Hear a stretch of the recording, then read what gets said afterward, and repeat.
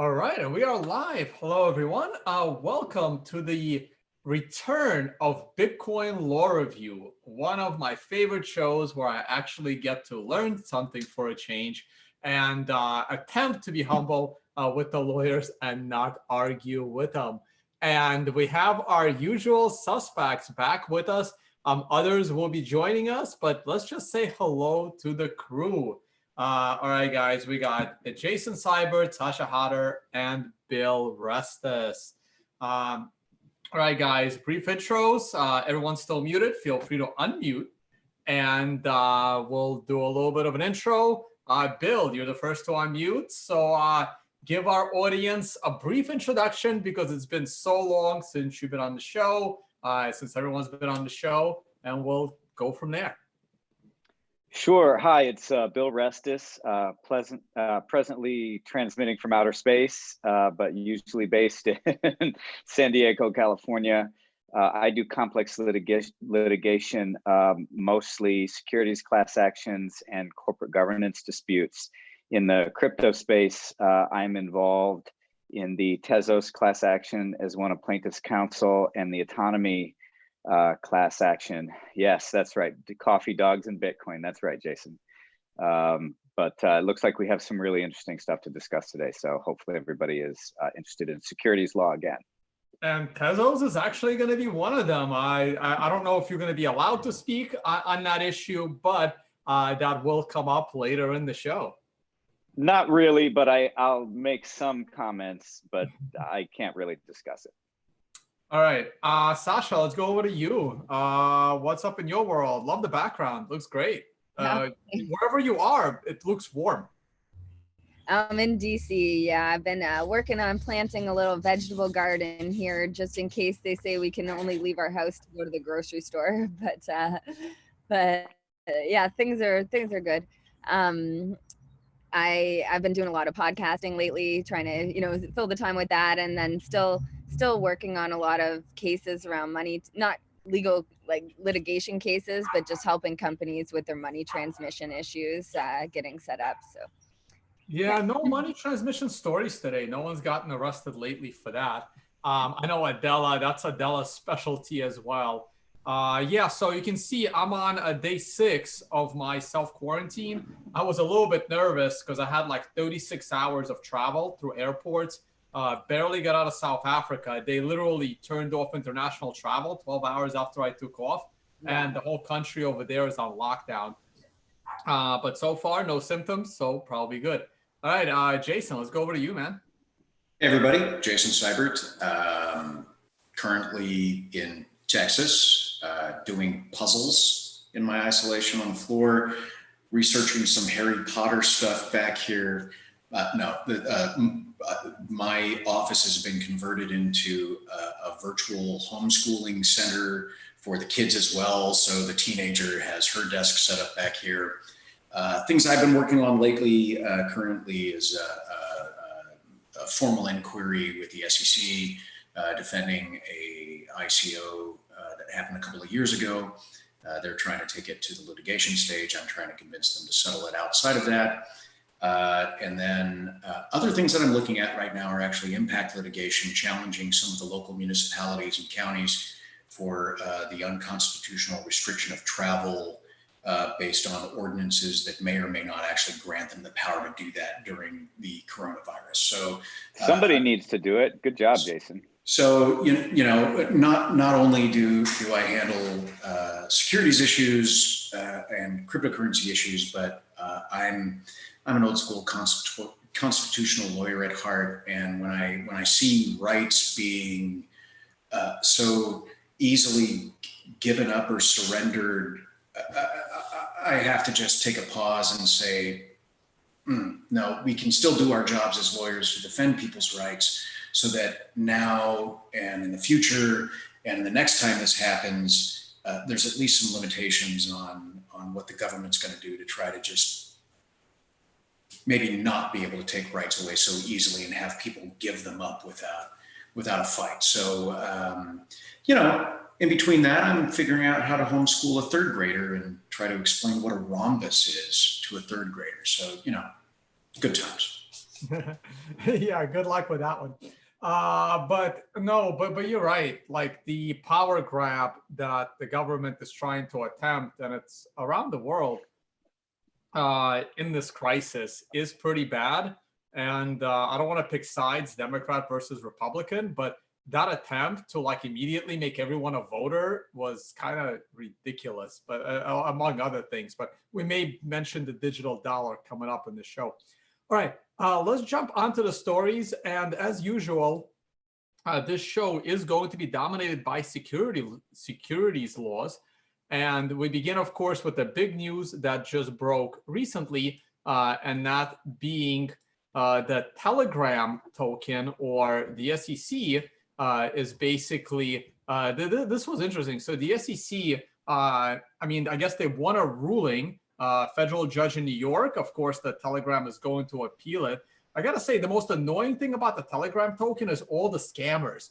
Like the scammers that are like every single tweet you send, every single like YouTube comment is like buy the Gram token with like, it's so annoying.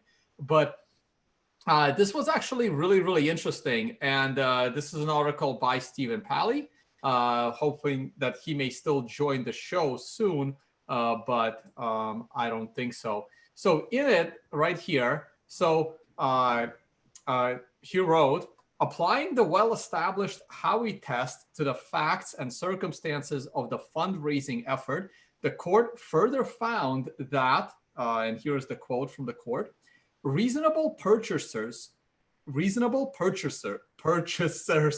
would not be willing to pay 1.7 billion to acquire grams merely as a means of storing or transferring value.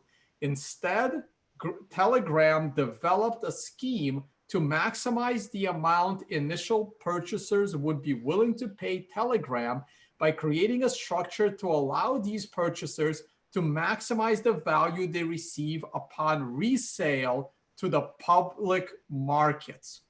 So it's a dangerous decision. It's a dangerous decision.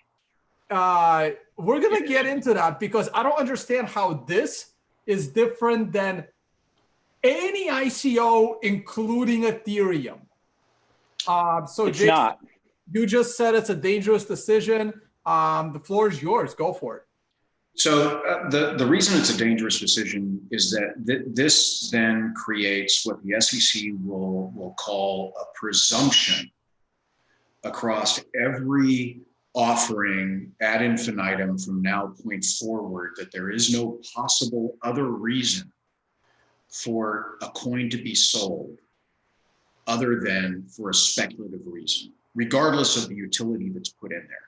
So somebody that creates a utility coin, somebody that's actually doing an application now is going up against this decision that the SEC will cite in every action that they bring forward to justify a cease and desist order of all sales ad infinitum from that point forward, pending litigation. Remember, this was extraordinary relief given prior to the end of litigation. Litigation isn't over yet, but this is relief given prior to the decisions actually being made of whether or not there was any utility at all without receiving any witnesses or any evidence. This is, why else would they do it?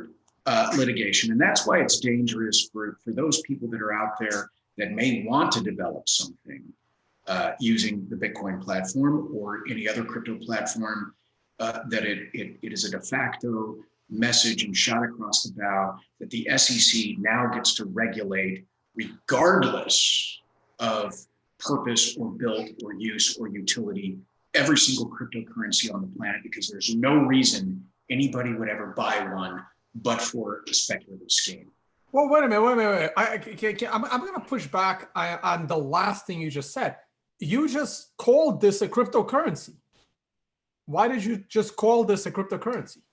How is Gram a cryptocurrency? I'm not calling Gram a cryptocurrency. I'm saying the SEC will use this decision on any cryptocurrency or any utility token or any coin that's ever produced in order to be able to regulate it from the beginning. So whether it's a utility token or a currency, et cetera, they will use this strategy to be able to lock down and choke the entire ecosystem. And I say that because they're actually trying to do that now with the people that I'm defending that actually sell their tokens for utilities that they sell. And the SEC is saying, no, we don't care if people are actually spending them on the utilities that you sell. We consider any sale of that token to be a security, regardless of the intended use by the people, which William will say that's in direct contravention of Forman and anything else that we've learned in securities law, but that's the route that the SEC is taking and where they're going, and now they have the ammunition to do it. I didn't see it that way, and I read the court's opinion, and Pally's quote is a true representation of what the court said, but it also doesn't encompass everything. One of the prime factors that the judge in the Southern District of New York was concerned with is the financial incentives that were baked into the multi-layers of the offering. That you had a initial round that was sold to, I think it was like 79 investors, a couple $100 million for 38 cents a token. Round two of the private sale was $1.38 per token priced. The public sale was going to have a price of, I think it was $3 and some cents, that was going to be backstopped by the foundation that was going to be created to put a floor under the prices. And the court was looking at this and said, you've structured financial incentives into the offering that require a price appreciation, or that stimulate price appreciation. And because of that, you had to look at the economic realities of the transaction, and you couldn't look at the just the disclaimers that the company was making about the consumptive purpose of the grants at a later date. But we know that's cogent. We know that video games and video game platforms and collector items are sold early to initial people, to people that are wanting to get a hold of them, and they pay a premium for that, or what would be perceived as a premium, versus later purchasers that don't get the same deal as an early person does. When I buy, or when I used to buy the Harry Potter books for my kids, market. When I used to buy the Harry Potter books for my kids, we used to pay in advance for pre-sale copies up to 6 months in advance to have the early release, to get it before everybody else did, before the release date. Okay? And I choose to consume that and use that and read that, and I'm purchasing it for that. That doesn't mean that the special price to get advanced access to a thing necessarily makes it a security. And that's why I think this decision is dangerous, and how the SEC will use it against any other type of digital product or token that may be used, that now they are going to say the presumption is any type of incentive that is given in order to purchase a digital asset is necessarily some sort of promotion in order to gain investment. And I liked it before when the SEC said, we're going to take a look at everything on an individual basis. Here, it's blanket. Reasonable purchasers would not be willing to pay $1.7 billion to acquire grams. Well, maybe $500,000 was spent by people that weren't looking for investment, but were looking to use. It doesn't matter. They're disregarding that. That's not the facts of this case. Disregarding that. I mean, in this case, you only had about, I think it was 175 investors in the pre-sale, invested $1.7 billion.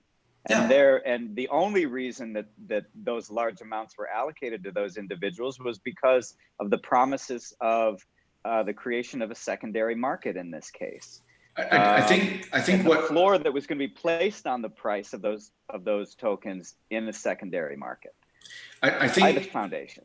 I think what's happening here, Bill, is that this is one of those times where you and I agree as to the facts of the Telegram case.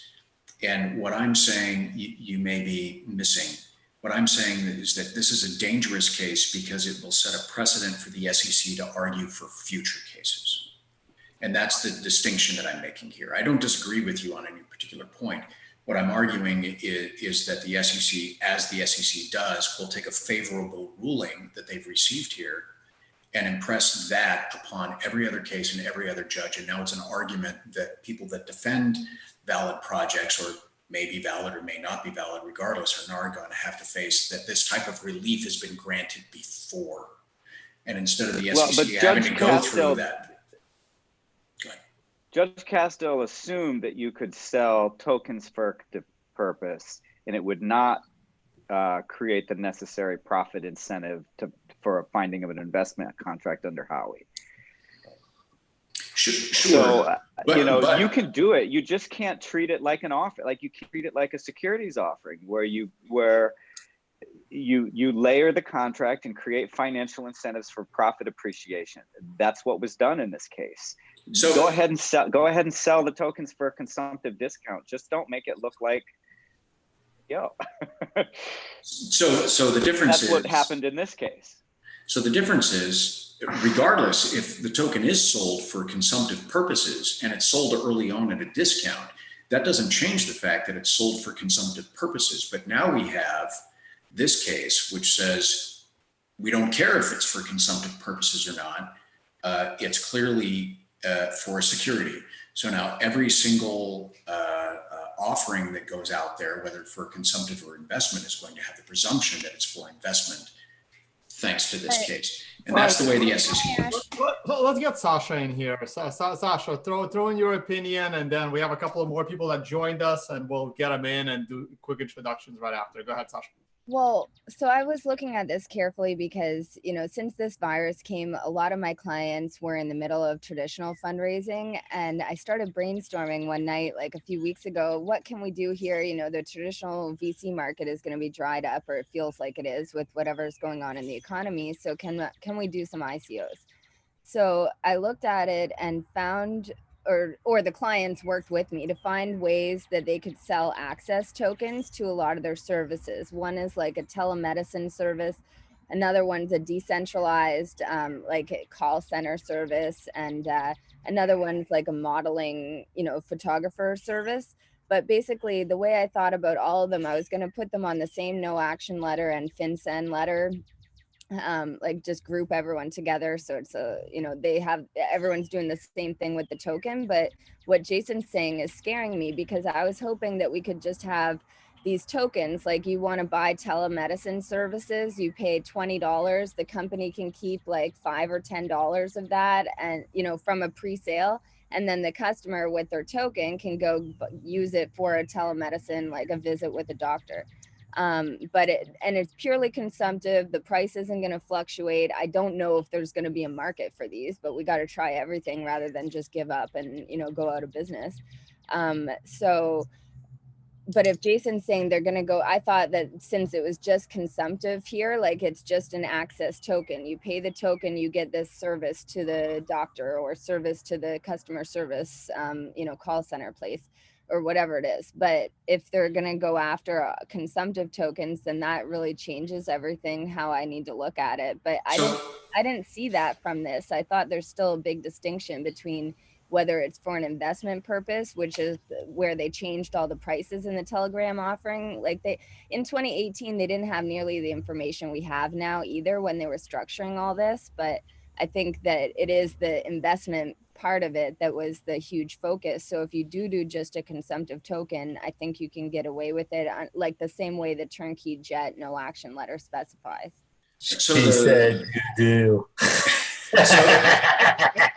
So I would have thought that the SEC was actually as reasonable as you're saying now, and maybe they are on the registration side, but when you get on the enforcement side, and if I hadn't had this conversation last week, I wouldn't have thought this was a thing either. But we were able to show empirically that the current token that I'm on a defense team for, that overwhelmingly more than the majority of the people that are using this token are using it for its utility, not for any kind of speculation. We were able to show empirically that maybe 15% of the users are only using it within a speculative component of the ecosystem, and the other 85% are using it as a utility. And the SEC said, we don't care.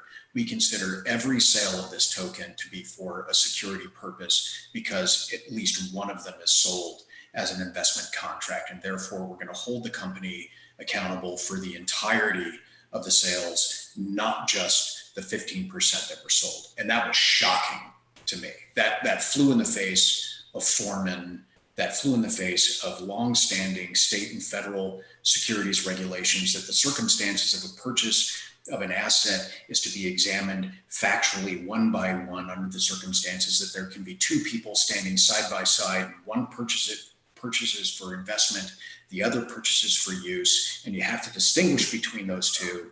The SEC isn't going for that at all. And when Telegram came out, now I envision and see the scary future, which is the presumption is there is no other reason for any kind of incentive to purchase early other than for speculative reason. And knowing and having gone through this for years, the SEC will use that in their tool bag or their quiver of arrows to be able to go into court and get whatever relief they want prior to an actual final judgment. That's where this is. Prior to judgment, the SEC has gotten this relief from the court, and that's the thing that needs to be remembered. Well, yeah, but it's also based on a very complete record that was provided to the court. Let's get David. David, thanks for joining us. You look good, man. You lose some weight. I'm trying to get down to be as skinny as you. Wait a minute. Hold on. Wait. This show started before everybody was here. The first moment I came on, Tone said, "Jason, have you fucking gained weight? Look at you. Have you gained weight?" I've lost 10 pounds since Las Vegas, and Tone called me fat. And all I did is eat Jason food in Vegas. I am as skinny as I've been in the last 2 years, and I am surviving not going to the gym during the whole virus. I got to tell you, David, you look good, and I enjoyed hanging out with you and Tone and Sasha in Vegas. Bill, Drew, you didn't show up. Yeah, we missed you guys. Really? We were doing actual law stuff. All right, all right, David, go ahead, do a brief intro. We haven't done the show in a while, and then throw in your thoughts on this Telegram ruling that we just had, and then we'll get Drew's thoughts as well.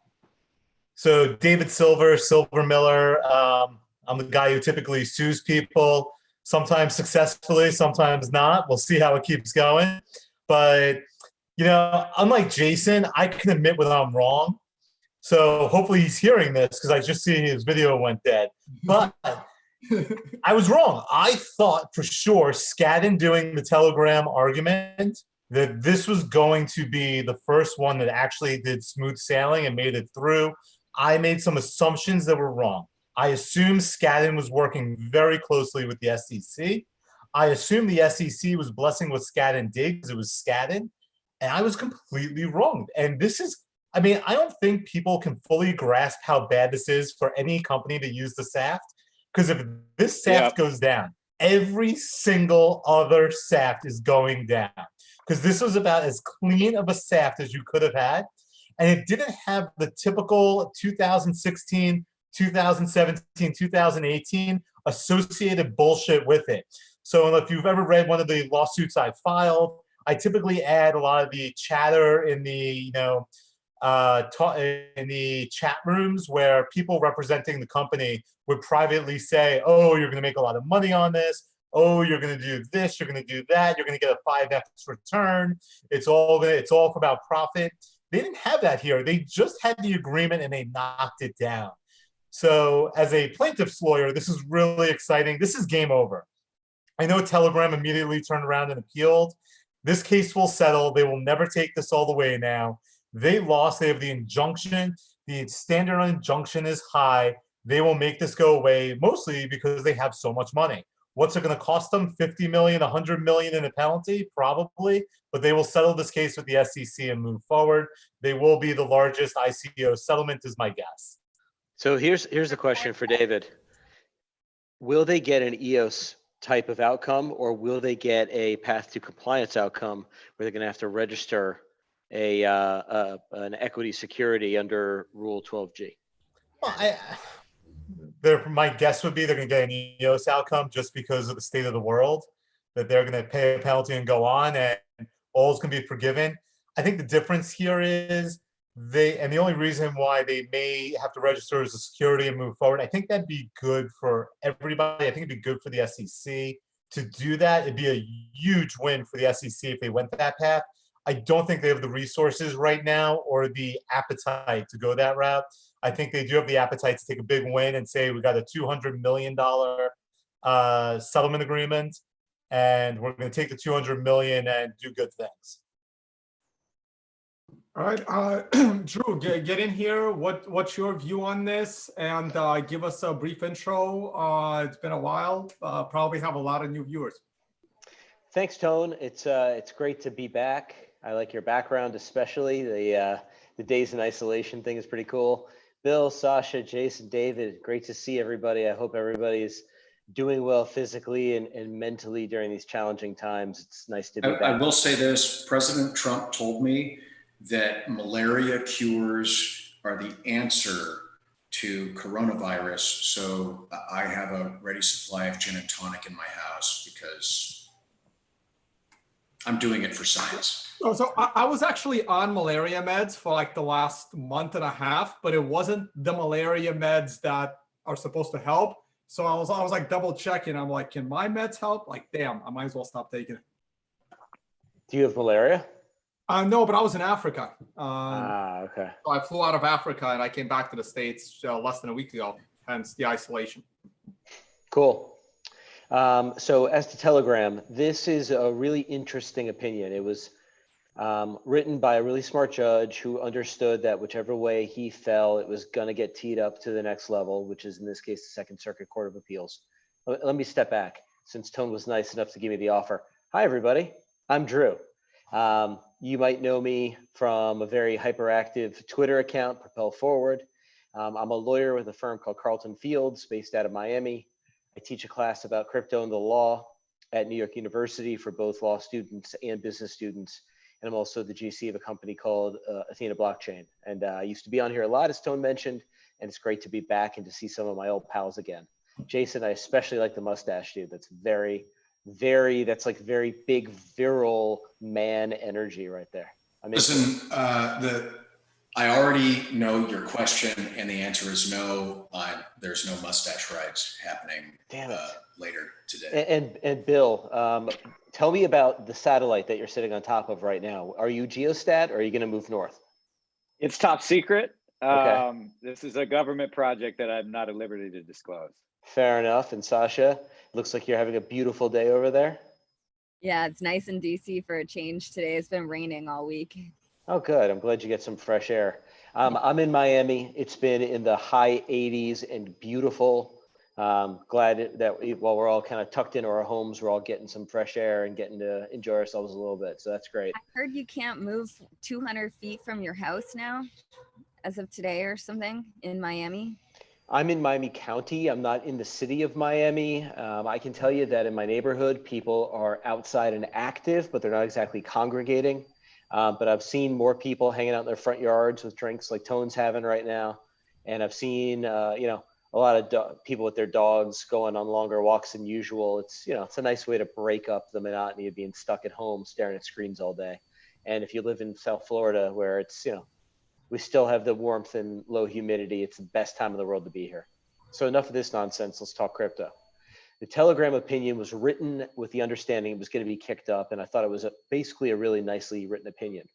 One thing that the judge tap dances around but does not outright say is whether the grams to be issued would be considered securities or not. And that's been the subject of a lot of really interesting discussion. Is there a series of offerings here?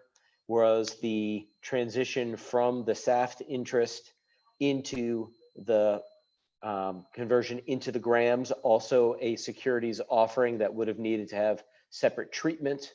Or would this have fallen under a 144 transaction or a 4A7 transaction, which allows you to have safe harbors from the restrictions of selling unregistered securities?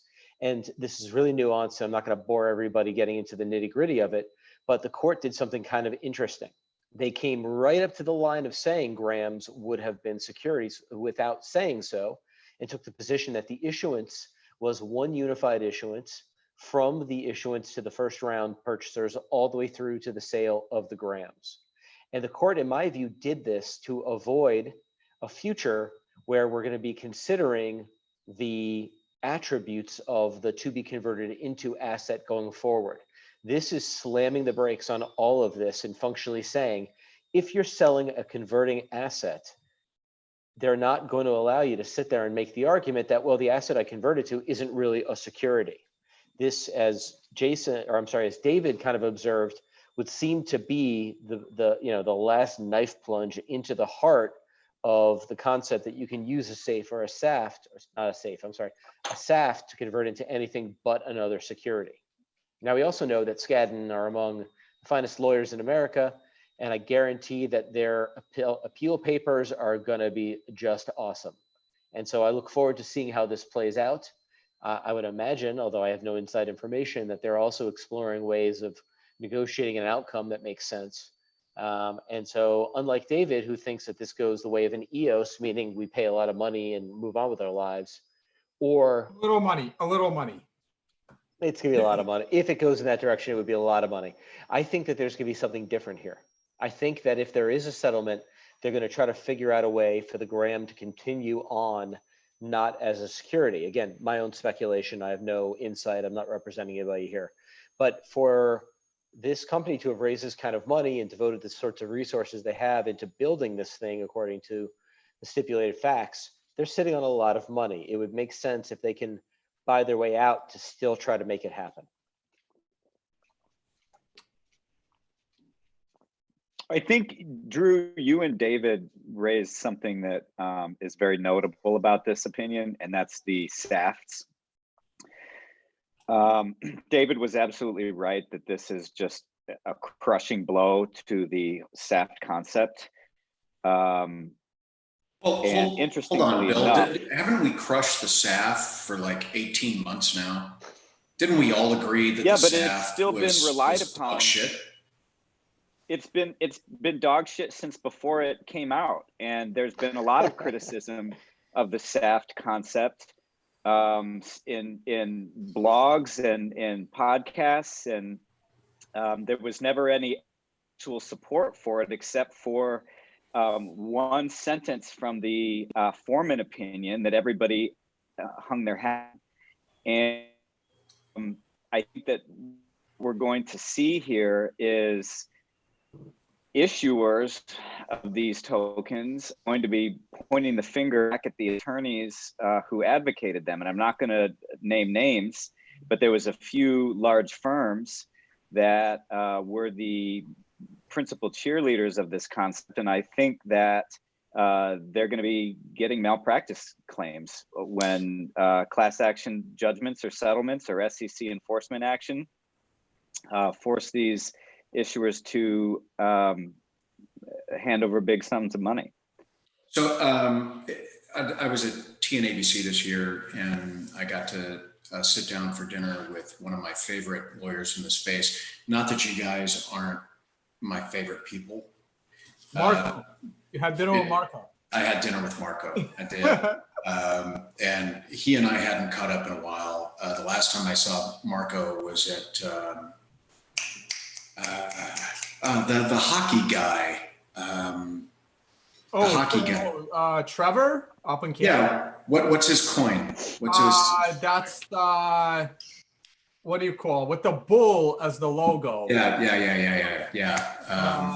Anyway, we were in Nassau in the Bahamas for their convention, and Marco and I were there when the subpoenas were being handed out, when the SEC was issuing subpoenas against attorneys for liability in the sale of securities, which I thought was an extraordinary thing. But I hadn't talked to him since then. I ran into him in Miami. He's doing well. He didn't say to say hi to all of you people. So, just so you know, you're not in the club. Anyway, one of the things I talked about with Marco, again, was the SAFT agreement. And he was heavily involved in the SAFT agreement right from the beginning. It may have been his brainchild. And Tone, you and I ripped apart the SAFT agreement very early on. We did. In Crypto Scam, right? And yeah, that was the Ethereum crypto scam, like the very first law show we ever done. Yeah. And one of the things that the SAFT agreement did is that I think everybody unanimously agrees that a SAFT itself is a separate contract, a separate construct easily is definable as a investment contract when you purchase the SAFT. But here we have this unique blend where the assumption is that the resultant token itself is a security. The SAFT, right, the pre-purchase, you get X amount early for X price, where later it's going to be worth more. That's a simple agreement for future token, where you're going to be able to get it at a discounted price and you can sell it for later.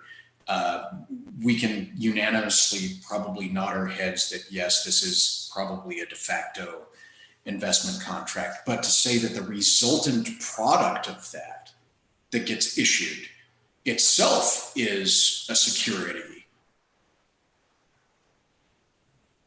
this is new territory. Well, this was the dance that the judge did, is he didn't, as Drew stated, address that question, but he did state that going all the way back to Howey, and I'm trying to find the section of this in the court's opinion.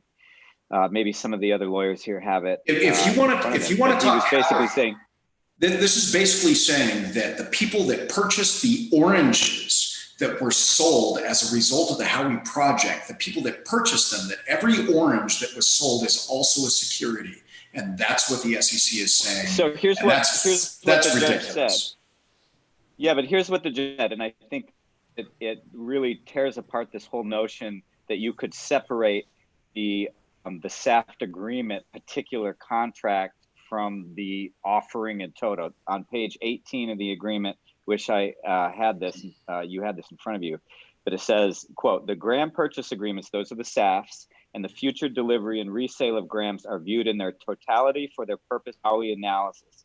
In Howey, although the land purchase contracts and the service contracts were separate agreements that took effect at different points in time and a purchaser was not mandated to enter into both, the Supreme Court analyzed the entirety of the parties' interaction, finding that the whole scheme comprised a single investment contract and therefore a security.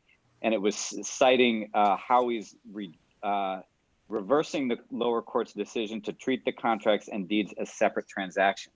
Okay, so and this notion that, right, so the court was pointing out the fact that going back to the seminal case, you can't try to separate it in a two-step action that creates some kind of an economic. So what I'm telling you is that in the last 7 days, I've had the SEC tell me that regardless of any prior sales under pre-purchase agreements, et cetera, any subsequent sale empirically for use, regardless, they consider to be a security. And I'm gonna bring this back to Howey. Under Howey, yes, it's an investment contract. Buy a row of oranges. We're gonna take those oranges. We're gonna sell them for you, et cetera, et cetera, et cetera. So they sold the land, they sold the investment contract, they sold the management contract. They took the oranges to market. They sold them to people. There were profits that were made, right? That's Howey. What the SEC is saying is in this utility token, the thing that was sold was oranges and the right to grow oranges and have those managed. What the SEC is saying now is that every orange sold as a result of this is also a security. That just happened to me in the last 7 days. I kid you not. No, you can say no, but I just had the conversation with the SEC and they said, nope, we don't care. Anything that involves a digital token is a security, period, because it came from this. And that's what I'm facing on the front lines now as a result of. But Jason, how much of this is puffery? Adela, do an introduction. Oh. I've been here in a while. You look great. Hey, Della. Thank you for joining. Hey, so my name is Adela, aka Bitcoin Khaleesi, right? But it doesn't matter anymore. I do this and that. I've been in space for a while. I like being on the show, and you know, the world might end soon. Who knows? Who cares? So I'm just a chick like playing a lawyer on a law show, right? What's up, guys? Oh, by the way, Jason.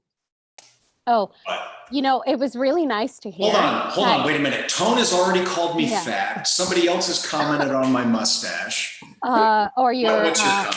John McAfee light look. Dude, I like the mustache. I like Yeah. it. You know what, Drew? You don't I have an opinion right now. I had a So- mustache and my wife made me get rid of it. I know. Hey, go on. This is what happens when you're in quarantine and you're bored. You have fun with facial hair. Hey, That's David. hilarious. So first of all, I have to say, like, Tone, like, the conference was amazing. Oh, It thank was- you. No, seriously, the best, like, after, like, crypto cannabis conference that I'd gone to in Colorado, which was a fucking shit show, and it was amazing. This was the best. This was the absolute best. But you know what, Jason? It was really nice to hear that you had a great time hanging out with Tone and David Silver, for real, right? But not me, right? No. Were you on the show at the time? I'm sorry. absolutely I'm enjoyed sorry. it. I'm sorry. Oh, and by the way, I got I'm to tell sorry. you, Yeah. we're gonna have to have a discussion about your new boyfriend's fashion sense because I don't know what's going on there. David knows what I'm talking about. I would have gotten I'm in so done. much trouble if I said that. I'm done. I'm done. I'm done. I'm done. You know what? You know what? I'm coming with arms. You know, after anybody after the foul. Is this gonna turn Okay. into like a Dr. Phil show? I have the haircut for it. I love your hair, Tone. Like, you look amazing. Your skin looks good. David, did you eat old David? And like, what happened? Whoa. Like, where's old David? Like, you are so skinny right now. He's like a fashion model. What's going on? Oh, look at you. Did you get a Peloton, dude? Is that what's going on? No, but I bought a real bicycle. Like, But he's because rich enough to get one, though. That's the thing. yeah, you know, We like Okay, but wait, like, I have to go bicycle riding with my kids. It's the only thing you're allowed to do outside nowadays. You're not allowed to leaving your home. That's an unauthorized use of your time, and it's unconstitutional. It's illegal, regardless of your constitutional rights, for you to go and recreate. I'm sorry. I'm surprised that you haven't been thrown in jail yet. Dude, David takes like private flights and shit, like jets. Like, he's our rich friend. He's got Kraken money. Yeah. He's got So Kraken not true. money. None of this is true. I don't believe a word. I flew home commercial from Vegas. Wow. Oh. That is Oh, wow. horseshit. We all know he didn't fly commercial. He may have had a commercial ticket, but he showed up at the airport in Vegas and was like, I don't want to be amongst the little people. I'm going to call up my NetJets and get my private jet to come pick me up. I was stuck in San Francisco. I was stuck in San Francisco March like 5th through 8th. And I got stuck, and I had to fly home, and they were like, "What are you gonna do?" I'm like, guys, it's 4 of us. We can rent a plane. They're like, "Do you know how much money that is?" I was like, "Let's do it." All right, I got outvoted. I gotta get us back on track. Hey, Dels, give us like your brief thoughts on the Telegram token situation, and then we do have other stories. Hold on, Tone. I'm going to defend the entire group right now. We've all been in some form of quarantine for way too fucking long. And if we want to catch up and say hello to each other and have a little social interaction after having been distanced from people for too long, go get a beer. We're going to catch up and we'll get back on track after that. And Sasha did lead the argument by saying doo-doo. I mean, that is the way to do it. The only thing I'm concerned about right now is Bill. Bill looks like he's a little constipated. Are you okay, Bill? I'm multitasking. Thank you. So I have to say, you know, I finally got a chance to meet Ugly Old Goat and Bitcoin Motorist. And, you know, I love Bitcoin Motorist, like sending the loves out. Yeah. You know, so cool. So Ugly Old Goat, if you don't know, lives in Ensenada, Mexico. And when he found out that the Riri's and I are going to be doing the Baja 1000 this year with the car we bought in Vegas during Unconfiscatable, Ugly Old Goat lost his goddamn mind and instantly opened up his entire home and all of Ensenada to us to have a Bitcoin sponsored Baja buggy race for the Baja 1000 this year. And I got to tell you, I'm considering it. I'm going 2 routes. I'm either going to paint the car yellow and call it the Corona bug because reasons, or I'm going to paint it orange and put Bitcoin on it because reasons. I don't know. I'm willing to have people decide either way. I can't. I don't know, man. Drew, I like your natural background. I like the whole wood motif that's going on back there. But I literally had to move my office so you guys didn't hear my kids yelling and screaming at each other. It's like ridiculous. We don't mind your kids. They humanize you a little bit. Yeah, they're cute. Yeah. Yeah, we give your wife a lot of credit there. True. Hey, Sash. Hey, Adela, how you doing? I miss your face, man. I know we're in the same city but can't see each other. Yeah. It's silly. So I think people are getting bored with us just talking to each other. Now that Tony's gone, Yeah. So what highfalutin about thing are we crypto. talking about next? Sasha, what else is on the itinerary? Okay, the next thing we're talking about is the Kik court case, like their SEC. They had their time. I think it was last week too. The SEC didn't really take any vacation with this coronavirus, but I think that was the next topic. So cross motions for summary judgment arguments. seems like a Drew thing. Sasha hosting the show now. Yeah, I'm trying out a new tequila. I hope this is good. I haven't. If anyone, I've never actually seen this brand, but I like the bottles, so I picked it up. It's actually really cool. Hope it tastes good. It's an añejo.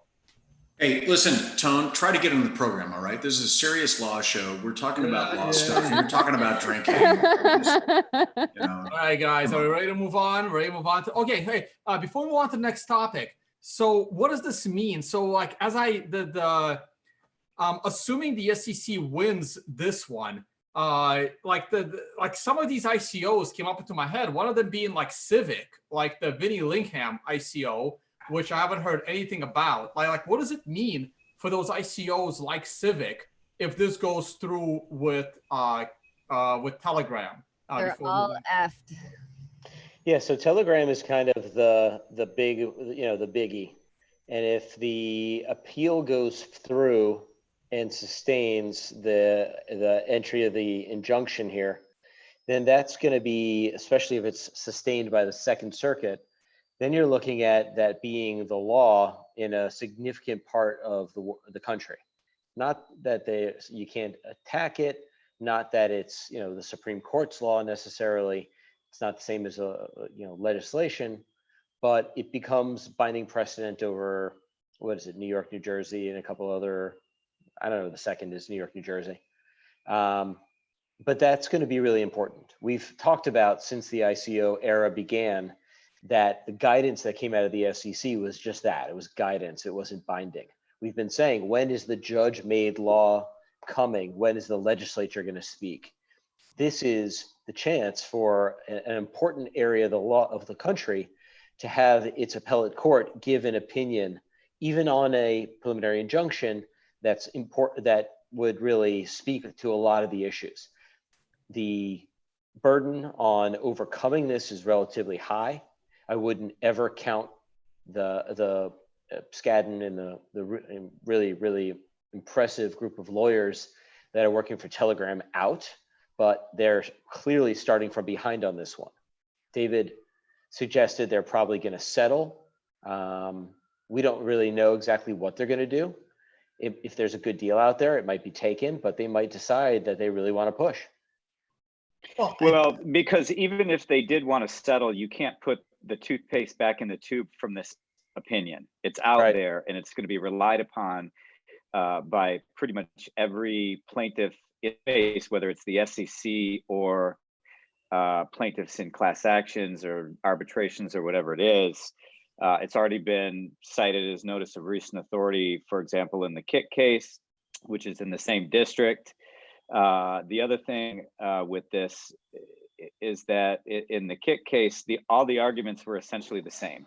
Yep. And were made for functionally equivalent purposes, and they've all been knocked down by this order. So it's unless it's reversed by the Second Circuit or ultimately the Supreme Court, then this is, as I think David said, it's game over for all of these cases. Yeah, but I think Kik is a little different. Kik has some of the crappy shit Telegram didn't.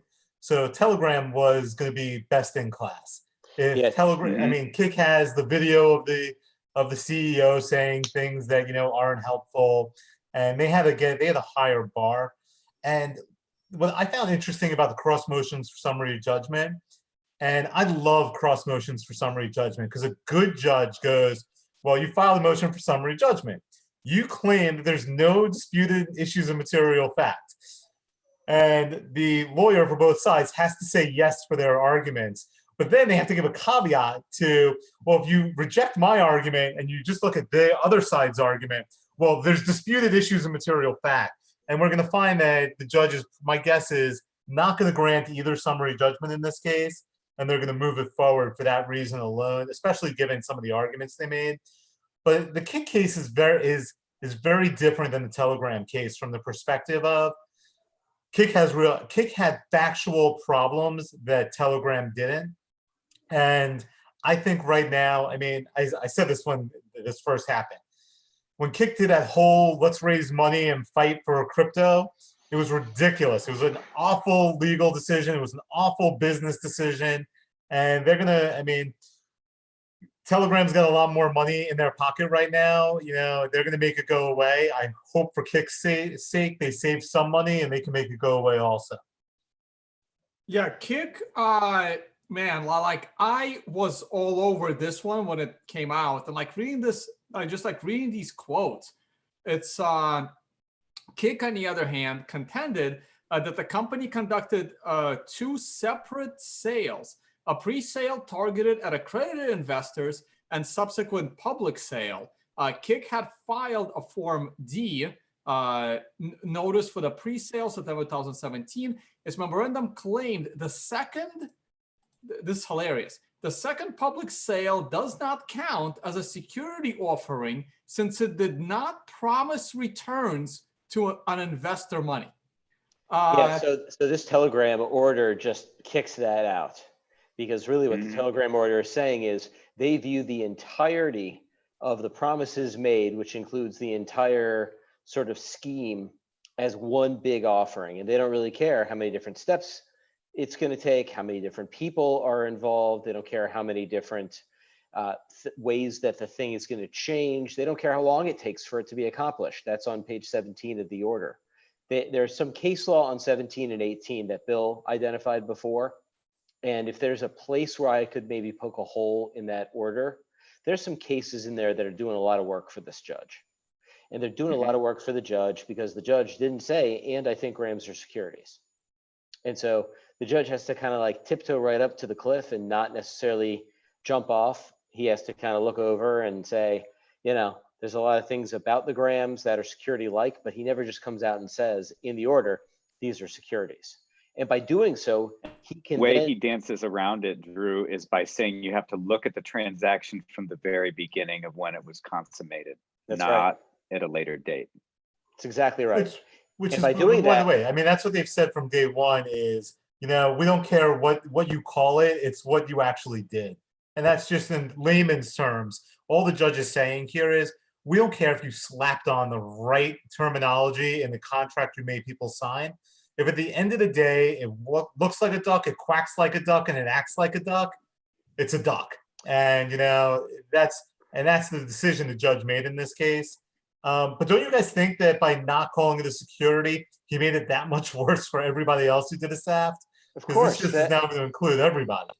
Yeah, the idea here was that we don't really care about conversion. We don't care about what comes later. We're looking at the entire thing as if it was a security, right? I'm looking on page 21. Upon delivery of the grams, RON 2 purchasers will possess an identical instrument, the value of which is entirely dependent on the success or failure of the TON blockchain, as well as on Telegram's enforcement of the lockup provisions on round 1. So they're saying even if the grams are a commodity, they're still reliant upon the issuer for their value. And now you're going to get people who in the future parse that up and say, well, the thing I was converting into wasn't. But this order is written to try to have the best of both worlds there. And there's some appeal to it because if you're the SEC, you're probably delighted by this. You can say this order really didn't really care what the gram was. If you're a defendant, you're looking at this and you're thinking, well, if I can show that my instrument that was converted into was not reliant on the initial issuer to have its independent value, then maybe I can move around it. But that's a much harder argument than if the judge had simply said, all right, well, grams were securities, because then you could say, well, mine wasn't a security. and you can offer a bunch of different arguments as to why. Good judging. Right. Can I just point out one more thing? Like, and there's other articles written about Kin, and it says, according to the SEC, Kik's defense is that Kin token is a currency and not an investment contract. Script. Yeah, it's script. Yeah, that's the argument. It's the currency within the platform, or you know, a coal mines token, or you know, some sort of internal credit. It's script. It's really not much different than what Graham's is saying. They're using different words to say basically the same thing. A currency is a commodity that has special legal treatment. Script is another way of describing a currency that works within a closed system. All right. So Something. By the way, Tone, I need to ask you, as you're sitting there drinking out of a bottle, I don't know if you know this or not, but well, you've got a bottle in one, and then you've got a glass in the other. I'm just trying to figure out, are you having your daily dose of bear bile, which is the current remedy in China for coronavirus right now? Bear bile? Bear bile, yes. No, bear bile. the bottle is down here. I'm not drinking out of the bottle. I'm drinking. No, you had like a beer bottle that you were drinking out of just a No, but I second ago. finished. You've been switching back and forth. Which is the bear bile and which is the quinine? No, I was Because done, I was done with the beer bottle before I moved on to this. No, bear bile. China's new remedy for the coronavirus is bear bile. Yes. Oh, how do you source that? It's in your troll box right now. They're saying that the latest remedy is bear bile. So where's your bear bile and where's your quinine, your hydrochloroquinine? if you're in isolation for corona, as your background says, you should be double fisting bear bile and hydrochloroquinine right now because reasons. This is a responsible show. I'll look for it. I gotta go on a hunt. All right. So one quick thing on the Kik one I wanted to mention go was it's not that big of a point, but you know, they raised $100 million and now they had to sell the company. I don't know if they just did the sale to like basically, I mean, they still have a 300 million person user base, but they basically sold the company in October. So I wonder if they're going to be able to like keep going, or how much money has this lawsuit cost them so far. But $100 million raised, I guess if it was raised in Ethereum, it's probably not worth much anymore, but they had to sell the company already.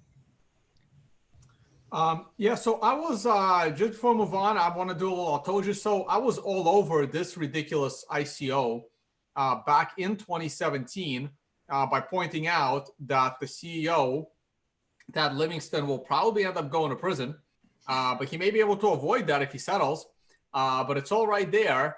And then CoinDesk eventually wrote an article about it that I point like 2 years later that I pointed to, and for some reason, CoinDesk has removed the tweet and probably the article. But anyway, right, let's move on to another great story. And let's see if Bill can comment on this, or with what he can comment, because he is the lawyer in the case. The Tezos Foundation is looking to settle all of its lawsuits from its $232 million initial coin offering. Bill, floor is yours. Say a few words, and then we'll see what's going on with other opinions. So the first thing I'll say, that I was not involved in negotiation of this settlement. There was a new lead plaintiff and lead counsel that came in the middle of last year. So my participation in the lawsuit sort of, I'm not going to say ended at that point, but my active participation did. One thing I can tell you, though, is that settlement has been filed with the court and a motion to preliminarily approve that settlement. It's going to be reviewed by the judge in the matter, and he will decide whether the settlement is fair, reasonable, and adequate to Tezos investors or not. And then if he does a preliminary approve the settlement, notice will go out to people that invested in the Tezos ICO to tell them how they can submit a claim. And there's an allocation process where there's a pool of funds were set aside at various types of people, whether you bought and sold at a profit, bought and sold at a loss, whether you never accepted your Tezos tokens to begin with, are all treated differently. And there's a formula for allocation for different constituencies to claim a portion of this fund. David, what do you think about all this? You were going to be the plaintiff. You were trying to be the plaintiff on this one too, right? I was. I had the first federally filed lawsuit, but he who loses the most money gets to be the lead plaintiff. But I want to use Jason as an example, because I think Jason publicly talks about how he holds Tezos. So how much money is Jason going to make on this settlement? Oh, Jason, are you? Yeah, there's an allocation formula. Are you one of the people in the class action?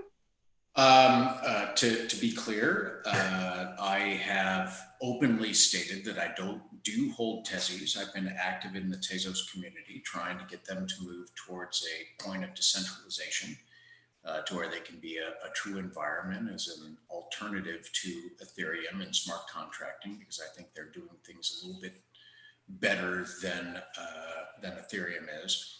But what I can say is that as of today's price, as David will recognize, the Mendoza line is clearly failing at this point, and the current market price of Tezos is well above any settlement price. And so I'm not quite sure how settling or anybody that still holds Tezos would actually benefit from a settlement. This may be people that chose to jump off the train early on for whatever reason, may be able to make a claim. But currently, as of right now of this video, Tezos is at 1.73, clearly above the Mendoza line. Is there any dispute on that, David? No, that's what Bill, can you walk through someone who still holds Tezos? Are they going to get money in this settlement? I'll be honest with you. I don't know the details of allocation very well. Hold on. Let's go back. Bill or David, explain what the Mendoza line is, please, for those people that don't know. Come on, I'm a baseball lover. I can't do this one. You could do it if you're a baseball lover. I use it all the time in this case. All right. So long ago in a galaxy far away, we had a sport called baseball, which was one of the greatest gifts from God ever. Today should have been opening day. There should have been the Nats and the Mets playing in our nation's capital. And it saddens me to an end that I won't go on any longer about that. We can't do that. Drew, I will sing the national anthem for you. Let's do it not on the chat. Thanks. Okay. Yeah, not on the chat, brother. Thank you. Go Cubs. Go Cubs. Respect. Cubbies. Respect the Cubbies. All right. So there's a hitter named Mario Mendoza. He was a catcher. He was a good defensive player who hung around forever, but the guy couldn't hit his weight. And so he perennially was hitting about 200, which means 1 out of every 5 times that he put the ball in play, he or was at bat and didn't walk, he made an out. And so generally speaking, they call it 200 is the Mendoza line. If you can't hit 200, you don't even have a shot at staying in the bigs. The way that they're talking about the Mendoza line in the case is you don't have a great shot of recovering if there aren't any losers in the case. If people haven't lost money, you don't have a great shot at recovering much, because who's the real victim here? Is that fair, David? Yeah, no, I think that, I have not fully, I glanced through the settlement agreement. I did not see the payment distribution, but I'm waiting to see someone who holds Tezos at $1. Jason, what'd you say they are? $1.70 right now? I believe $1.73. Yes. $1.73. How they're going to make more money, and I'm going to assume, because I have not read this, that any payments of the $25 million that aren't used go back to the defendant or go back to some type of other fund. No, that's not the case. No, there's all of the 25 million in the settlement will be paid out. And if there are different constituencies, right? There are people, for example, who might have taken their allocation and sold at a loss. Those people, and again, I want to really make a caveat here because I don't have a detailed understanding of how the distribution formula works, so I don't want to comment on it. But there's different types of people. For example, some that lost their passwords and were never able to get Tezos out of the ICO even if they wanted to. So different constituencies are treated differently, and it is generally proportional to their loss. So if people, and I don't mean to put Bill on the spot here, but this is going to be my ultimate question, because there's going to be people who either, I just can't see how people who made money are going to get more money out of this settlement based on what Bill is saying. Again, I'm quickly scrolling through looking for the distribution allocations. I don't see the allocations. If anyone knows what page it's on, I'm happy to read it while other people are talking. I think it's at the bottom, but if you notice here, at least the lawyers got paid. No, the lawyers haven't been paid yet. They haven't. There are a lot of lawyers who can ask for a lot of money in Got the fees. legal fees. They asked for, I want to say, $8 million. Weren't they granted that they have to pay the legal fees? Once it's approved. So how a Needs to be class approved. action settlement works, Sasha, is that you have a settlement agreement between the class representative and the defendants. And that has to be go through several rounds of approval with the court. So the first round is called preliminary approval, and the judge does exactly what it sounds like, a preliminary review of whether the settlement is something called fair, reasonable, and adequate, and to ensure that there's no conflicts between the lawyers or the named plaintiffs and the members of the class. I would assume that it would pass all of those because, as everybody is saying here, it's difficult to prove damages and loss in a securities class action when the security is above its initial strike price. So Right, if I can, what we call this pragmatically in the securities world is called the good deal exception. Nobody complains, nobody cares if they haven't lost any money.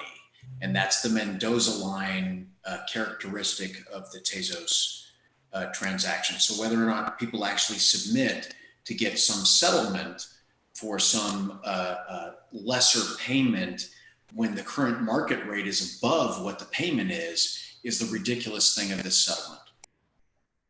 Well, I don't think that that's factually accurate, though, Jason.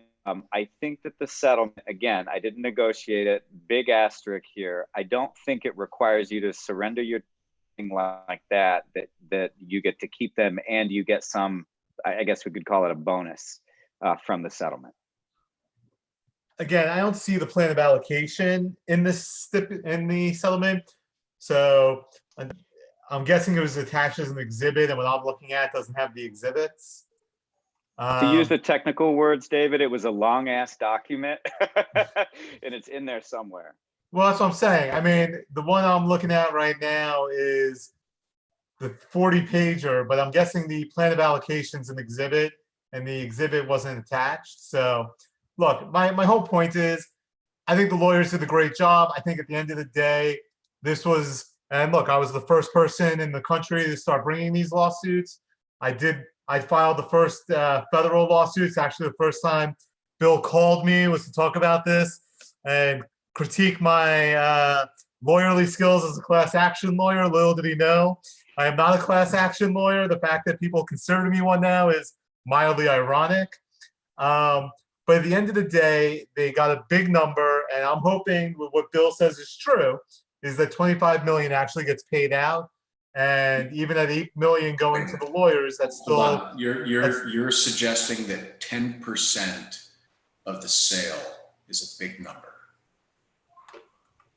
I'm saying that anytime people make a lot of money, getting 10%. The only people that are making a lot of money here are the lawyers that are currently active in the case. There are no investors that are going to make any money out of this settlement. If we can agree on that, I think we can we can raise a glass to Tone's bear bile. Yes, thank you. And we can move on to the next story. Hey, this one is going to be real quick. Since I still have Drew on, I do want to talk about like all this constitutional stuff that we're about to lose. But real quick, this story broke a little while ago, and we never really covered it. But the SEC is going after celebrities that promote scammy ICOs. Steven Segal ended up losing more money than promoting some B2G scam. Tone. Are you saying that Steven Seagal is under siege? Yeah. Should his lawyer have been out for justice? Hey, so they mentioned his movie Under Siege.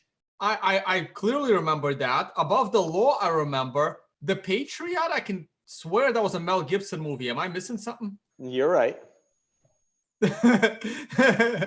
Hey guys, did you guys go constitutional? I'm out. I'm gonna go help my wife and feed my kids. Go have a good night, and I'll see you guys on the next round.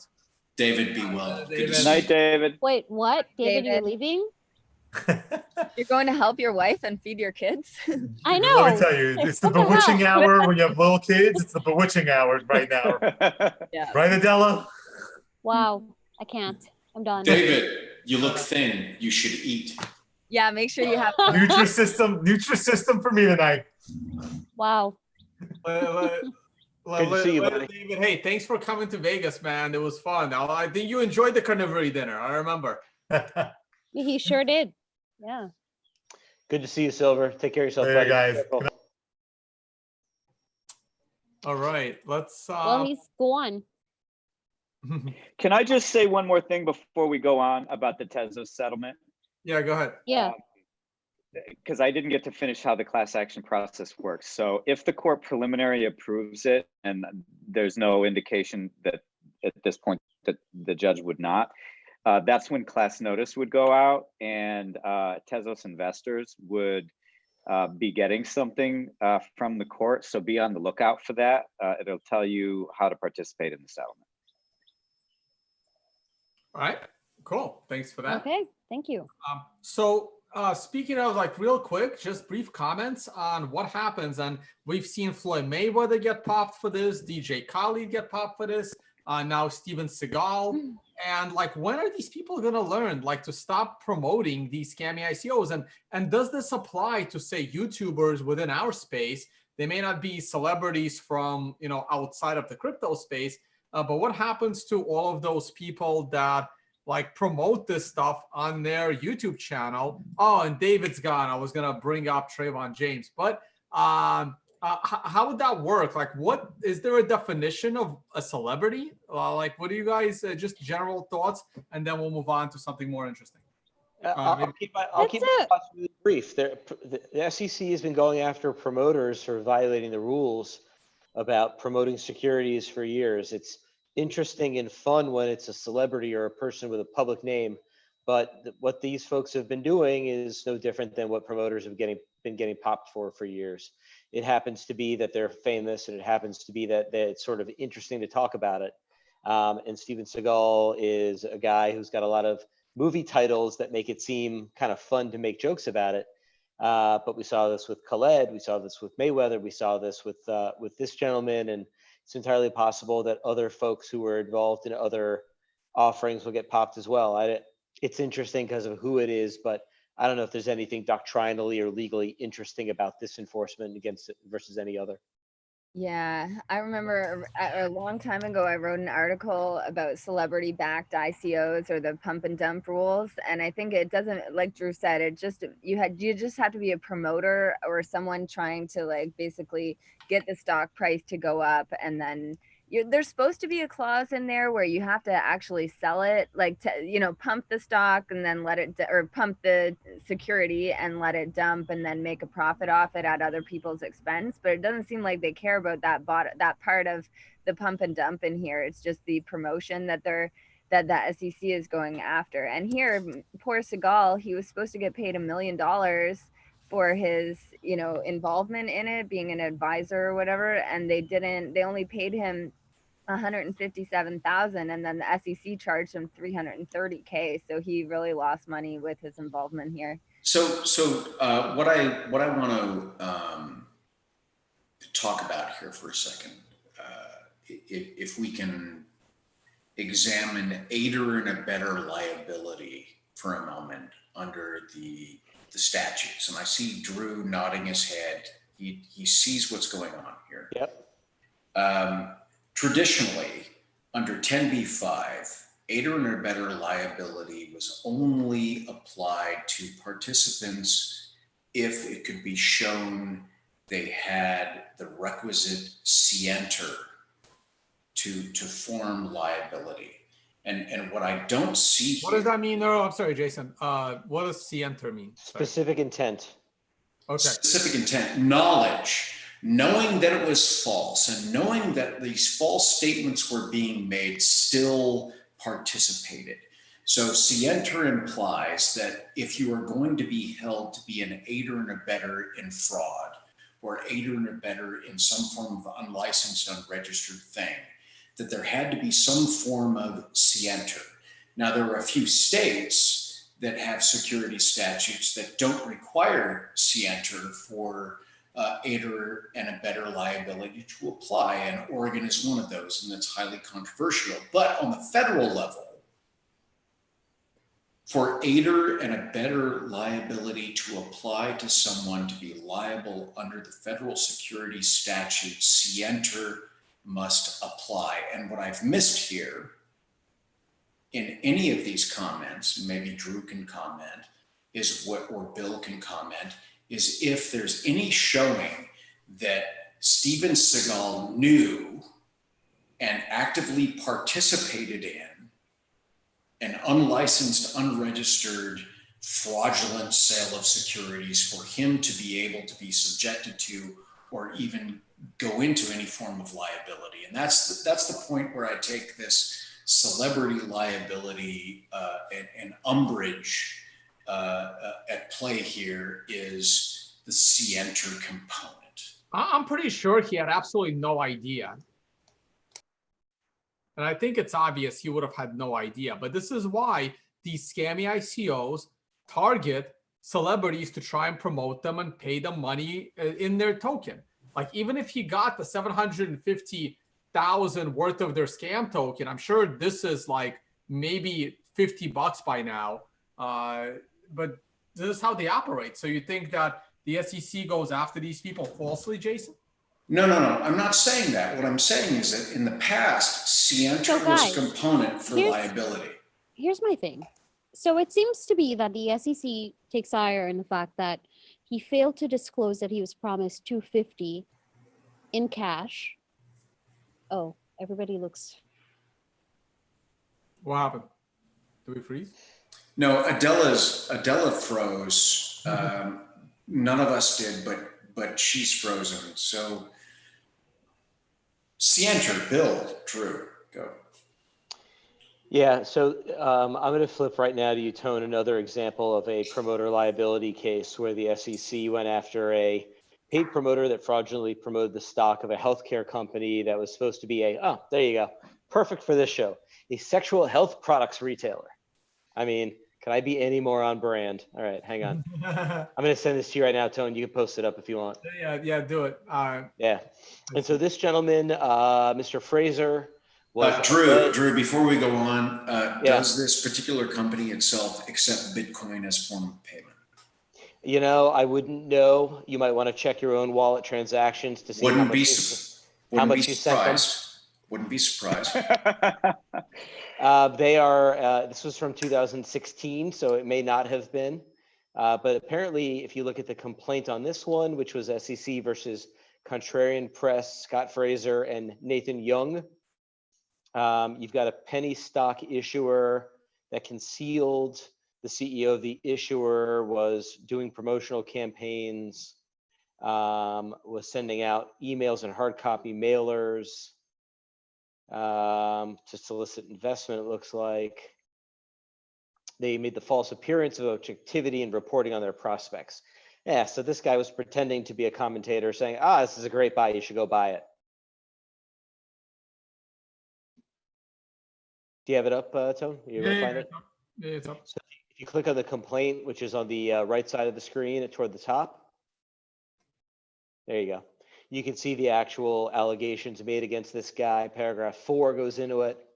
Basically, this guy and his promotional company created articles that made it look like there was objective reporting, that made it look like they were recommending the purchase of the stock.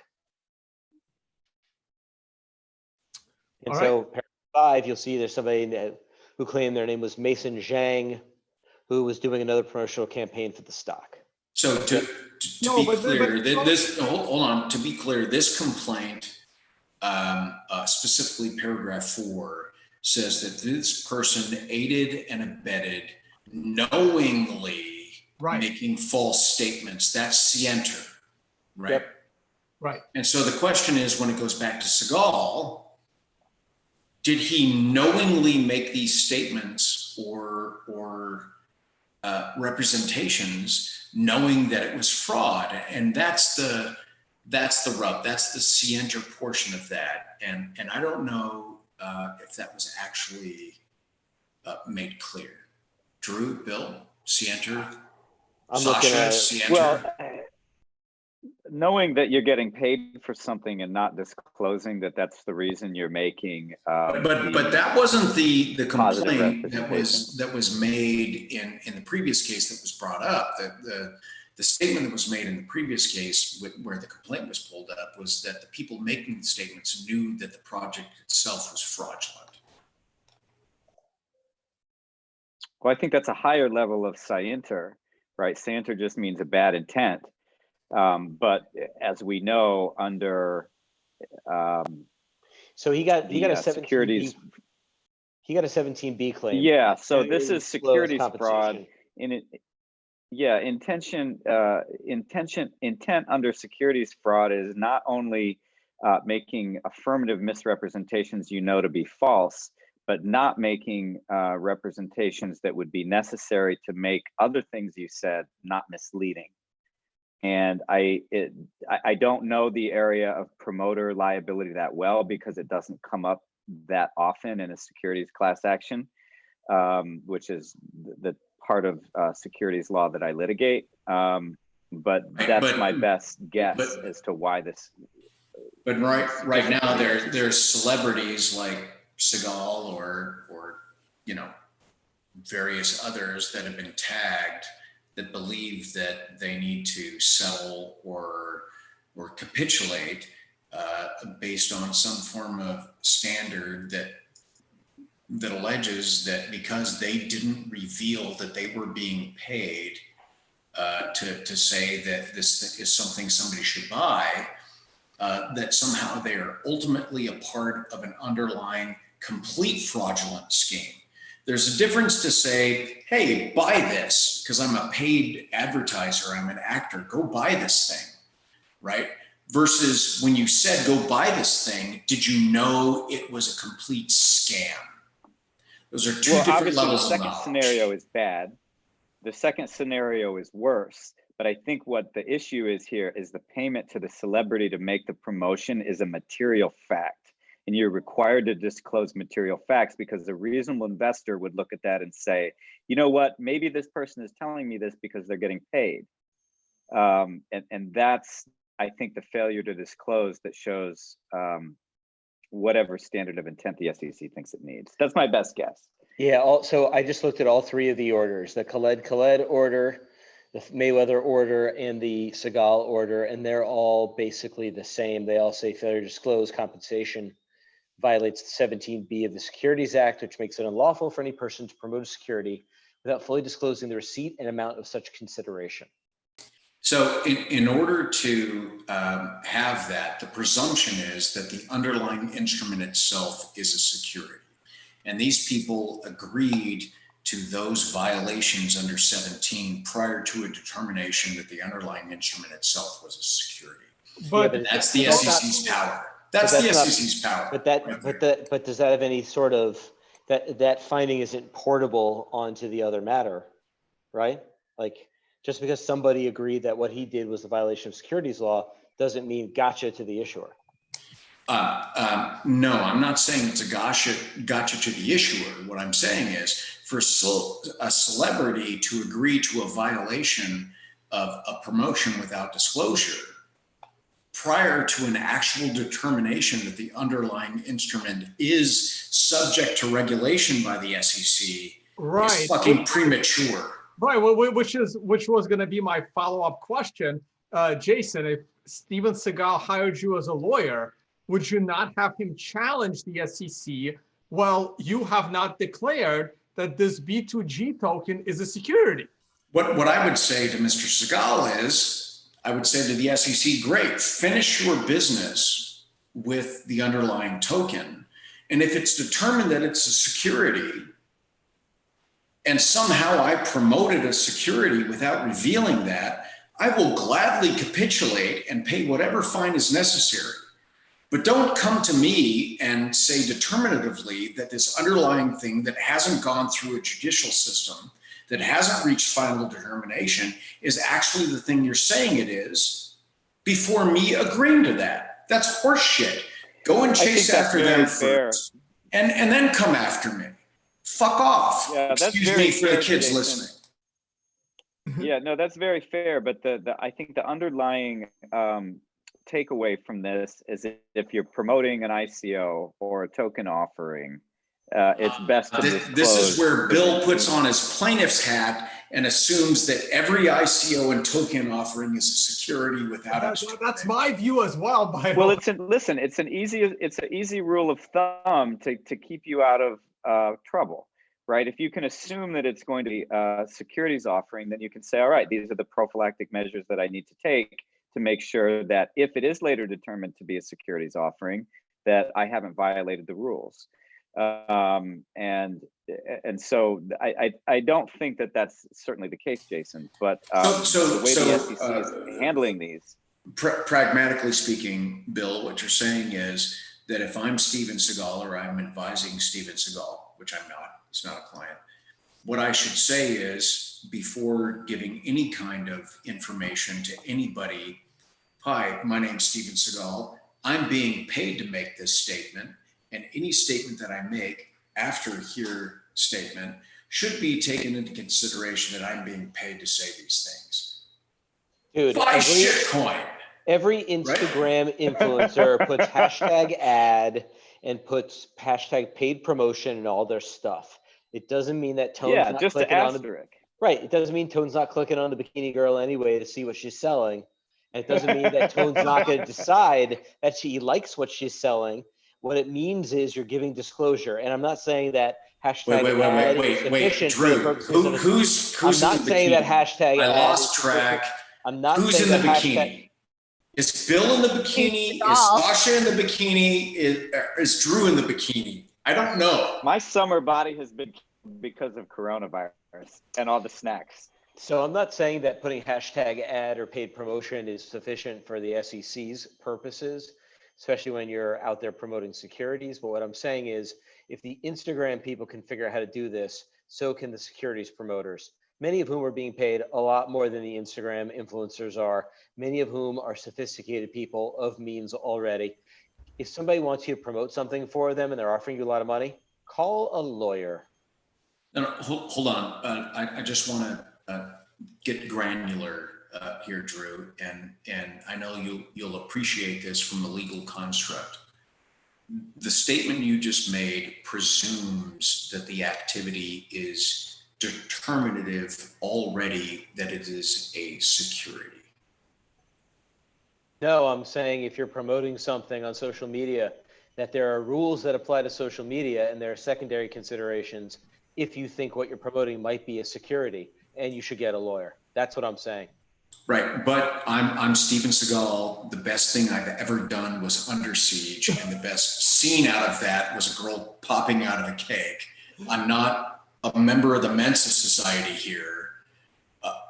Somehow I am now held to scienter for securities fraud, and that's the travesty here, is that until the underlying determination is made that a sub-asset was indeed a security, and two, statements made were fraudulent, why is any celebrity agreeing to any of this? And I think that just comes down to the pressure of litigation and defense and the reality that the legal system is not necessarily about truth.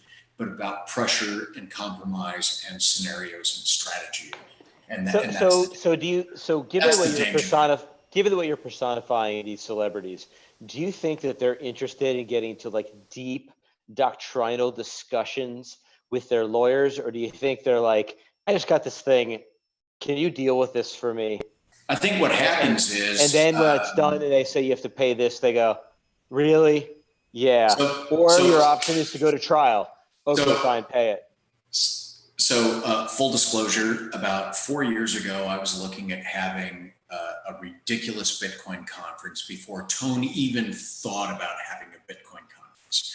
And it was going to be the great American super wondrous Bitcoin conference of Texas. It was going to be ridiculous. We were going to have Bitcoin ATM pageants, beauty contests, all kinds of stuff. And I was looking at bringing in Ron Jeremy to be the MC for the entire thing. Oh my God, I know him. He's from my hometown. Right? Is he really? One of the guys I used to work with was his roommate at Franklin Templeton. Right? So you see where I'm going with this. Let's say I hire Ron Jeremy to come in and do my super fabulous, fantastic 100% Super Bowl of Bitcoin conferences ever, plus Bitcoin beauty pageant show. And Ron Jeremy comes in on a Friday night and he starts talking, and obviously he's paid, he's an MC. And 6 months later, after the conference, he gets filed against him a suit for fraud by the SEC for failure to disclose that he was paid to be there and speaking. Are you kidding me? Well, listen, nobody wants people to get railroaded by the government. I contacted his agency. I asked his agency whether or not he would be available, what the price is to get him to appear for a 4-hour appearance to make statements at a show. Steven Segal did not actively go out there and say, hey, I want to figure out how I can be involved in a crypto scam.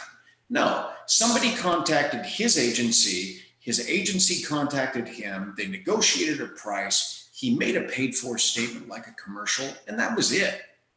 So, no, SEC, great. Go after Steven Segal because he's the devil.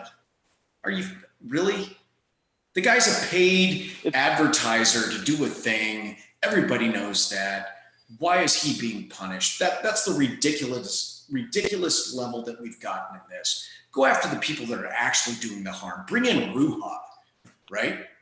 Penalize Ethereum for doing their shit. They would love something real. They would love to bring in Ruja, but they can't find her. Oh, so you can't find Ruja, you bring in Steven Seagal. Excellent. Find him. He's like 6 feet tall. He's in Russia, for God's sakes. How did they track him down in Russia?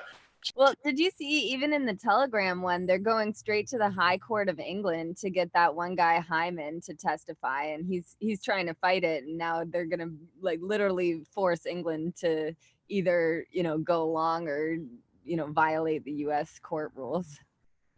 All right, guys. Hey, let's move on. We're going to save. I really want to talk about Ripple being a security, but we're going to save that. We might do an entire show. It looks like the CFTC and maybe the SEC are going to take a break due to the coronavirus. Nope. Nope. Nope. I have no reason to believe that they're slowing down at all. They're not. Based on the conversations I've had in the last week, they're not slowing down, they're taking advantage. Interesting. So just to be clear, we do not all think they're taking advantage. I believe they're public servants continuing to do their jobs. I believe they're taking advantage.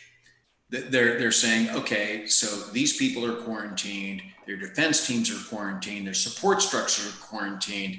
We're going to put increased pressure on threat of litigation for lack of defense support in order to press our position, in order to get whatever solution we want. And that is exactly what I would do if I was on a plaintiff side litigation under the circumstances, because it is a chess match. You use the scenarios you have, and that's what I've seen, at least in the cases that I'm defending right now. Also, the cool kids call it quarantine. Use the corn emoji. All right, Call it a staycation. I will say this with pride. About a year ago, I may or may not have advised Bitcoin. All right, so we're gonna ignore the CFTC statement about Corona, and we're gonna let's talk about some constitutional stuff. Drew, I'd like to get your take.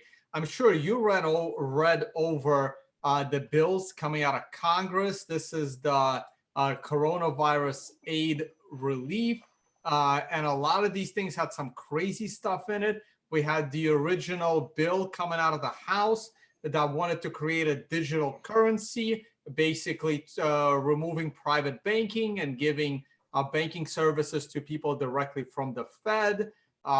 Peter Van Valkenburg tweeted out the parts of that statement that had to do with the digital dollar. We have another program coming out of the government, the Automatic Boost to Communities Act, that wants to print $2 trillion with two 1 ounce platinum coins. What's going on? What do you think? What is your general view? Let's take this beyond crypto a little bit and talk about what the hell is going on with the potential loss of some of our civil liberties. And what do you think about all this? So this is probably not the answer you're expecting, but for a bunch of different reasons, no comment. I actually have some things to say about the CARES Act. And this is not related to the digital dollar, but there's a lot of people that are in the United States that are really financially hurting because of this. And there's a whole section of the CARES Act that provides $370 billion of funds for small business loans through the SBA. And if you look at, and that's, who cares so much about getting a loan if you're a small business, but sections 1102 and 1105 of the CARES Act provide that if you take out money, a small business, that's a entity that has under 500 employees and now is including nonprofits, that if they take out funds used to pay payroll, maintain payroll, or to pay off existing debts, those monies can be forgiven by the lender. So just to give you an example, let's say you're a small business and you had $100,000 of payroll obligations between March 1st and June 30th, which is the period that the CARES Act covers. And you were to use that loan proceeds, SBA loan proceeds, to maintain your payroll, all of that money will get written off of the loan and it won't be counted as income. This is section 1102 and 1105 of the CARES Act. If you own a small business, you can get up to $10 million per entity of basically free money, and pay very close attention to that because it's a bazooka of liquidity for small businesses. 1102 and 1105 of the CARES Act. Yeah, well, 1105 is right here. Loan forgiveness. Yeah, so you can use it. You can use the funds to pay up to $33,000 for payroll for any employee, or to pay existing debts that existed as of March 1st. And if you use the loan proceeds for those specific purposes, you can go back to the lender and say, see, I have the documentation necessary to satisfy the requirements of this, and I want that amount forgiven. That amount will be written off the loan. Are they obligated to do lendee this? Doesn't have to pay it back, and it is not counted as income for the business. So it's basically free money. The government will pay your employees and help you to pay down debt. And we don't want all of the money out of this giant bailout bill to go to, mega corporations. Right. So take advantage of it if you have a small business. Let me ask you this. I actually do have a small business. I don't talk about it much on the shows because it's not doing very well. But so if that business has, let's say, credit card debt, is that something that could be paid off with this? That's my understanding. Yeah. So this was passed by the Senate. It's now in the House. and they can mess around with it, add or take away. But it's my understanding that the fights that are going on are not going on over section 1102 and 1104. And I keep saying that because go ahead. How would you be able to get this money? So what you would do is you'd go to the SBA website, and you would file, you'd ask for a loan application under section 7A of the whatever the statute is for that creates SBA loans. But you need to take out a quote 7A loan, and if the proceeds of the 7A loan are used to pay off debts existing as of March 1st, not including utilities, rent, or mortgage, then that can be written off up to the amount of the loan, which is up to $10 million per entity, or to pay up to $33,000 per employee for payroll between March 1st and June 30th. Are you done? Okay. So this is huge. Everybody who, an LLC or a corporation or a restaurant or a gym or whatever, look at this very carefully, because it's about the biggest financial giveaway small businesses are ever going to get. But this is the bill that hasn't passed yet, right? This is the one they're arguing over still, little details. That's right. But they're not arguing over these provisions. Right. I know They're that this arguing over as far as from what I saw last night, they're arguing over unemployment benefits.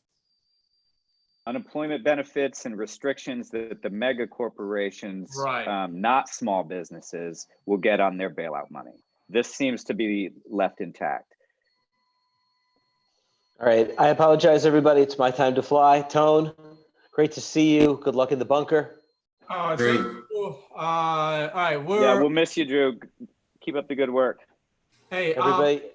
Unfortunately, Drew's leaving, so I won't be able to get his comments on this. But it's a story I've been dying to talk about with the rest of you guys, which is, of course, the cloud mining operation. Which one was it again? It was Zoom's cloud mining. No. It was where is it? Joby Weeks one. Here it is. BitClub. We never talked about BitClub on this show. You guys read this over, right? Anyone here involved in that case? Excellent. Not me, and sorry, I don't know anything about it. I only had a certain amount of time to prep.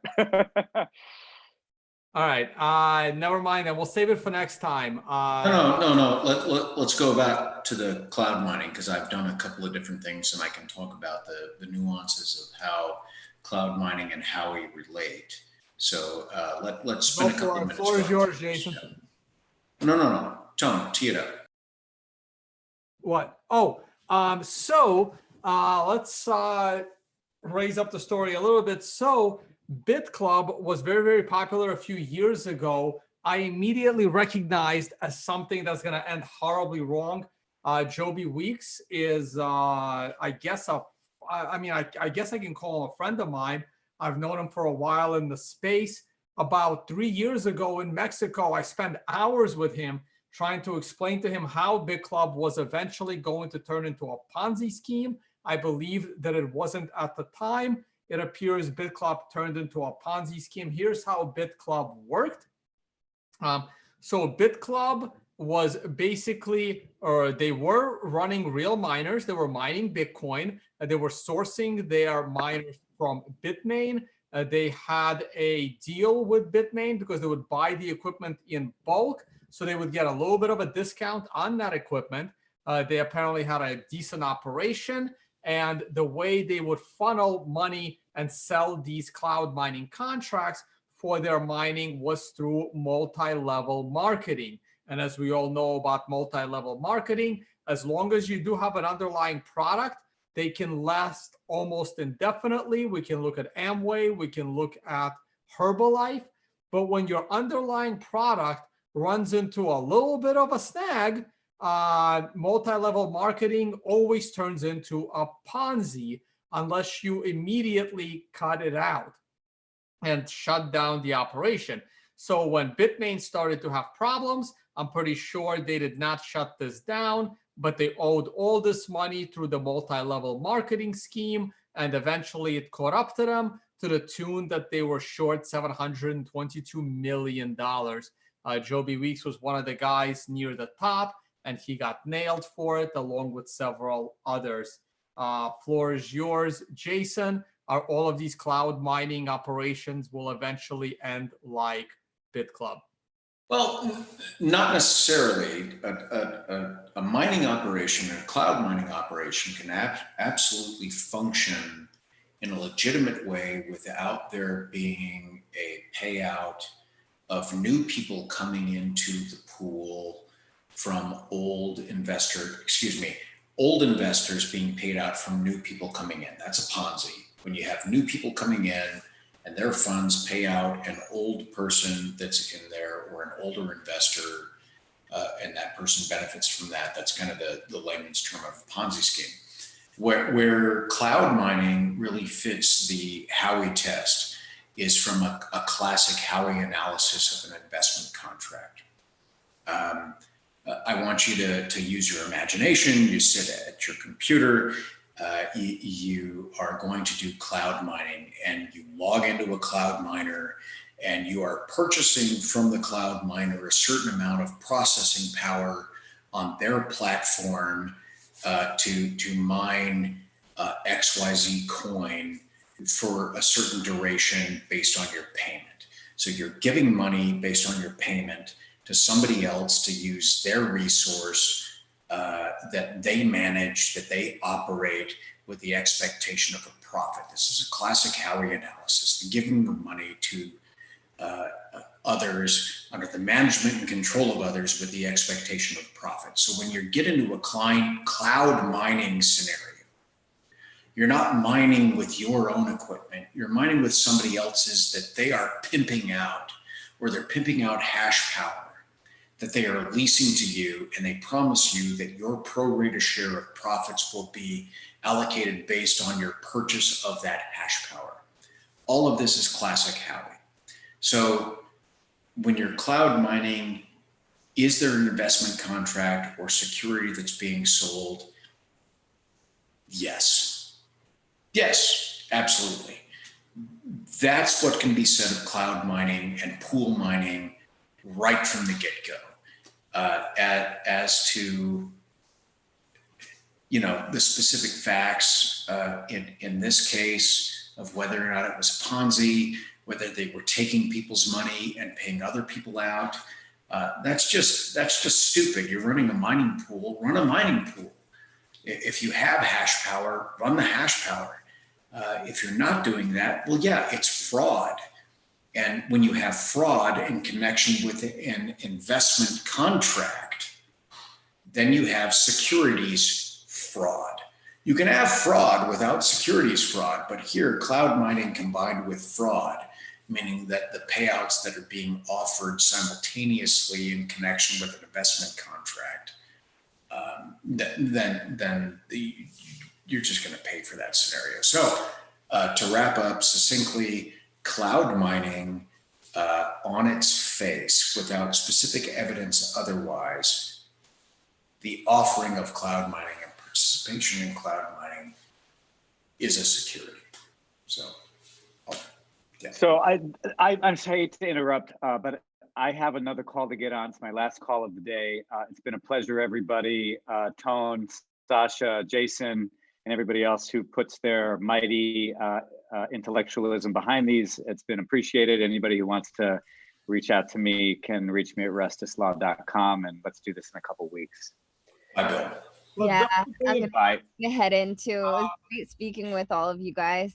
Yeah. We're gonna wrap up the show. Hey guys, brush up on the Ripple case. I want to cover the Ripple securities case. Did I just kill the entire podcast? I did. Is that what happened? You've been on 2 hours. All right, guys. Sasha, it's been a pleasure. You too. I'll let you go as well. And Jason, you look great, man. Yeah, other than you called me fat earlier, you bastard. Good to see you, Tone. Be well. Stay safe in the location you're in, and we'll talk to you soon. All right, cheers. Bye. All right. Hey, guys, thank you so much for watching once again.